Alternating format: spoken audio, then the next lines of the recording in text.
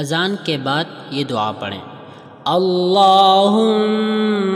رب هذه الدعوة التامة والصلاة القائمة آت محمدا الوسيلة والفضيلة وابعثه مقاما محمودا الذي وعدته إنك لا تخلف الميعاد۔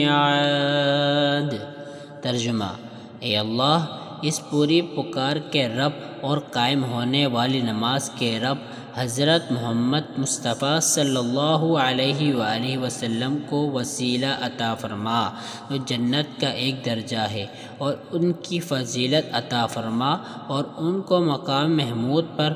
پہنچوا جس کا تو نے اس سے وعدہ فرمایا ہے، بے شک تو وعدہ خلاف نہیں ہے۔